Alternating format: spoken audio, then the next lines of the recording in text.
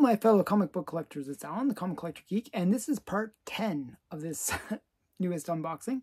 And we're going to start out with some pretty cool books. The first one is part of a sort of a thing that I do. I collect various things like 3D comics, Infinity covers, and this is an Infinity cover. It's Wiz Comics. And it's not, what issue number is it? 91.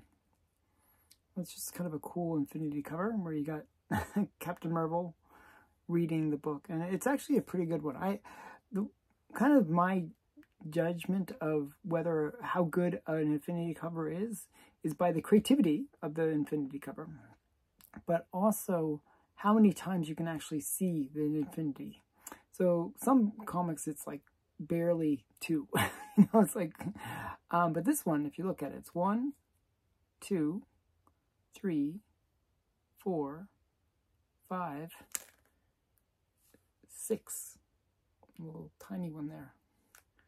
And you can almost see 7.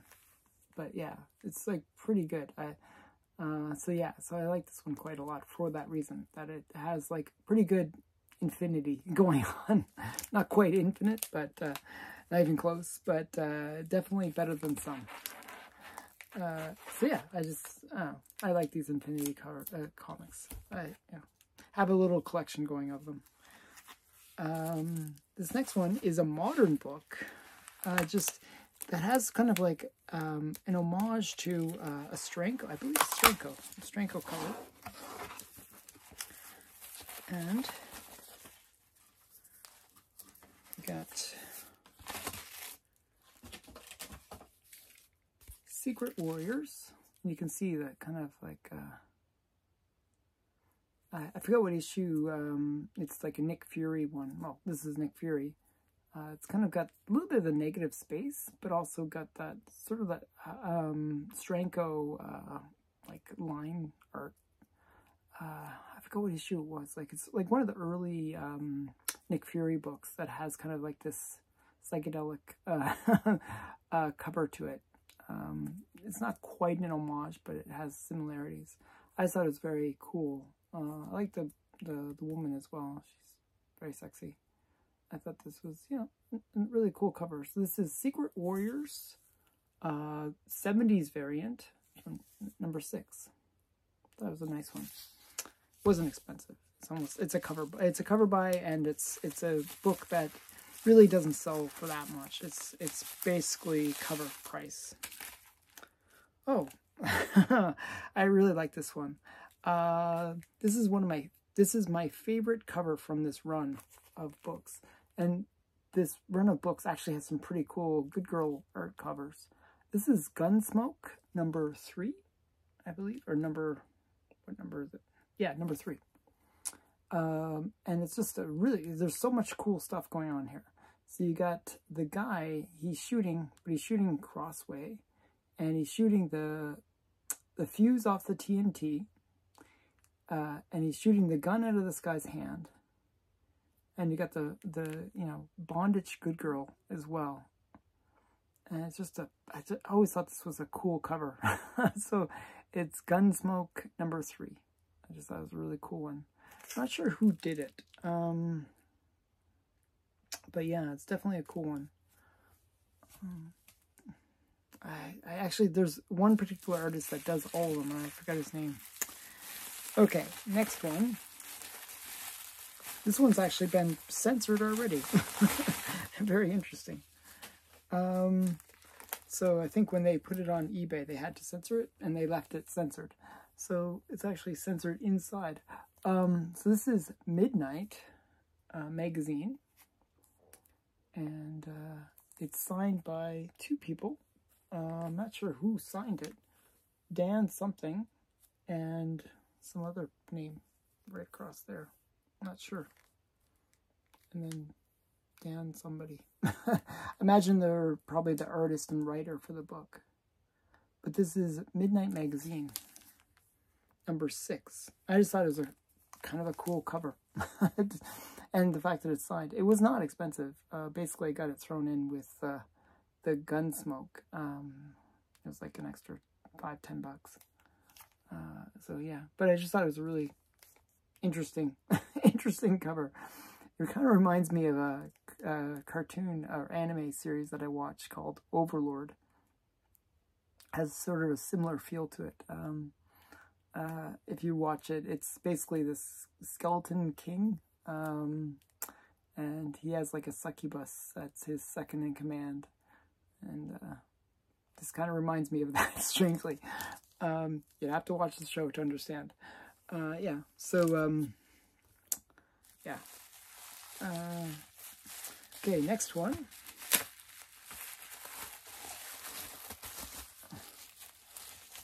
Oh, speaking of anime,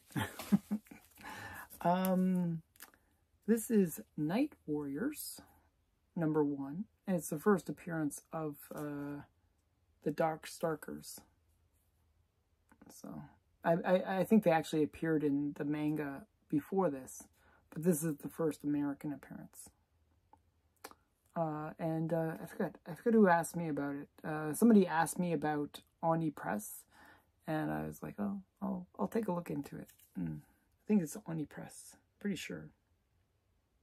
Oh, this is Viz Comics, but they asked me about Dark Starkers, and this is their first appearance. So yeah.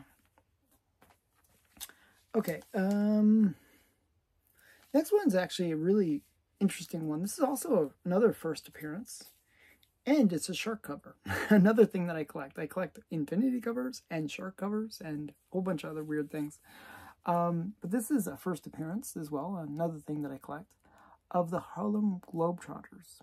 This is Harlem Globetrotters #1. It's a great shark cover. You get the, I think the bouncing the ball off the shark's nose over to the other guy. And I actually remember watching the Harlem Globetrotters as a kid. I thought they were the coolest guys ever. Like, there was Curly and Mo. There was like different characters. Like, I know one was Curly, that was bald guy. Not the Three Stooges. There's Curly. And then there was like, oh, what were their names? It's been so long since I've watched them. Definitely a very cool one. Harlem Globetrotters. Just, you know, actually later on I saw them, you know, probably they had multiple versions of the Harlem Globetrotters. I saw them, they actually played at my, a game at my school. And what they would do is, like, they would go to the various high schools or whatever, and they would play the local team. And they would try to let the local team not look too bad. Like, but they would goof around, and it was fun times. So yeah, Harlem Globetrotters, amazing talent. Okay, so yeah, so that's I always liked that one. And whoever sold me the Harlem Globetrotters, they threw in a free comic. It's this one. This is, believe it or not, True Demons and Monsters. Kind of a cool throw-in, actually. This is a nice little freebie. I like Ripley's Believe It or Not. So that's cool. I actually have Ripley's Believe It or Not #1 in my collection because I think it's so cool. I actually would buy all they had like little digest books, and I'd buy those because I like the little factoids, and I had problems reading, and I liked the fact that it was fairly short reading, and you could get some little story, and I kind of like that. So yeah, my reading has improved. Not much, but has improved a bit. Yeah, so next one is Heavy Metal. This is all like first appearances. It's like, this is a really interesting first appearance. So Heavy Metal has like a lot of key appearances. And this one, you can see right in the corner there what the first appearance is. It's Alien. And what they did was they did an Alien illustrated story in here of, you know, the aliens from the movies.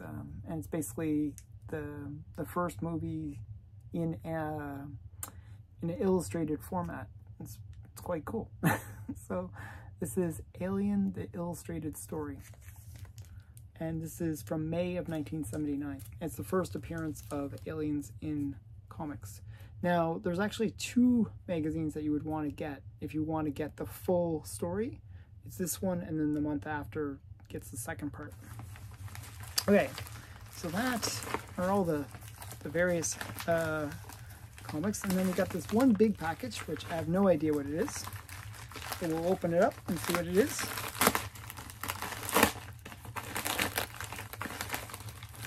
Okay. Oh, wow. Okay, really interesting. It's 3 slabs. I can see that part. And it's probably all from the same vendor. So we got the first one. These are cool ones too. I really like these ones. Is a restored book, but a cool one. This one was really inexpensive because it is restored. It's Police Lineup number 3. Restoration includes small amount of color touch on cover, small amount of glue on spine of cover, slight moderate C2. So for those people that are not familiar with like what this designation is, a C means amateur and 2 means like slight moderate. So it's very little amounts of restoration. It goes up to a scale of 5. So, you know, a 2 is kind of small compared to 5. 5 would be extensive restoration. But it is amateur restoration. I just thought this was a cool cover. I think I won it for like basically the cost of the slab. It was like really inexpensive. And I just thought it was a really cool one. So Police Lineup number 3.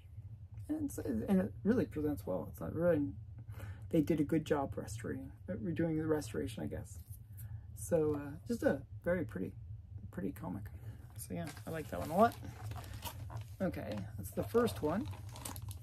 And who did the cover? One sec here. I gotta tell you who did the cover, just because it does not say. That's kind of annoying. But it has Joe Kubert, Everett Raymond Kinstler in it, and Howard Larson art as well.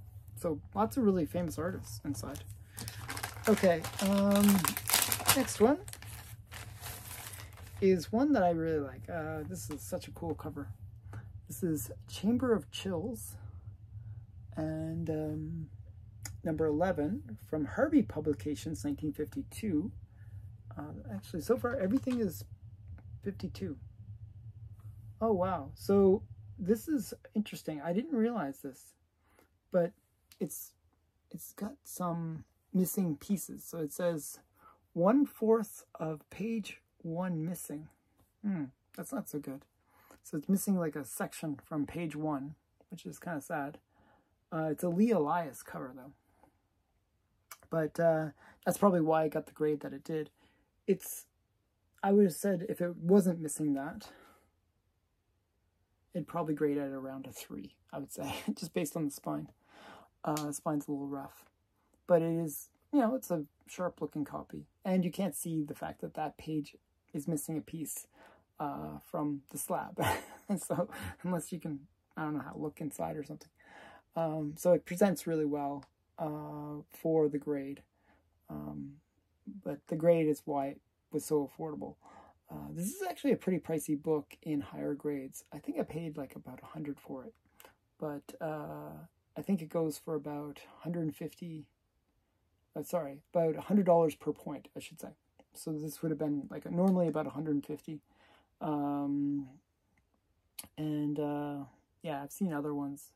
Actually, maybe it's more like $200 a point. It's a pretty expensive book, but very cool cover. I always like these ones where you got the monster and he's carrying the girl, especially if she's wearing a bikini. That's always like a sort of a trope with, especially with the 50s movies, where the monster is always carrying a girl in a bikini. I don't know why. It's something they do. But this one's, I just really like it. So, really fun. And it's almost like Canadian. It looks like maple leaves. I don't know. Bit of a Canadian flavor there. Okay. Not that it is. I'm just saying. It looks kind of that way. And the last one. Actually, I don't think I have to take this out. This is an interesting one. I got this from a different vendor. So this is Young Romance number 2. And this is from Prize Publications, November of 1947. It's a double cover. The first cover is a 3/5, And the interior cover is a 6.0. So this cover, sadly, is not the better of the two covers. But then, so whenever they have like a double cover with CGC, you'll notice the grade is a 6.0. So what they do is they grade the top cover and they grade the inside cover. It's just one of those things. When they printed it, somehow two covers got stuck on, and as a result, you have double cover. Well, with the double cover, they grade the two covers, and they give the grade of the higher of the two as being the grade of the comic. So even though the top cover is pretty rough, it grades at a 6 because the interior cover is much nicer. And that happens a lot. I actually seen it the opposite way, where the interior is not as good as the exterior cover, but for the most part, usually the interior cover, because it's protected by the exterior cover, is a bit better. But this book actually has a bit of significance to it. Young Romance #1, which is earlier than this book, but not by much, is the very first romance comic. Well, this is the second romance comic. So this is the second romance comic ever. So kind of a cool piece of history, and it's a double cover. So pretty cool piece of history. Somebody on Instagram reached out to me to sell me this book, and I said sure. I wasn't super keen on it, to tell you the truth, but, you know, there is that second romance cover element. It's a double cover. That's what really got me. Actually, it was because of the double cover. I have no double covers in my collection until this book. So that's why I kind of got sold on it. It is a Joe Simon and Jack Kirby cover. So that's extra cool too. And it's not a bad cover. It's not one of my favorite romance covers, but it's not a bad cover. So just a really cool book, actually, because of the double cover and the little bit of history for being the second romance comic ever. So Young Romance #2. And that's it. That's it for this part of the unboxing. Stay tuned. There's some bigger books coming up. I hope you enjoyed this. And please remember to like, comment, and subscribe. Bye for now.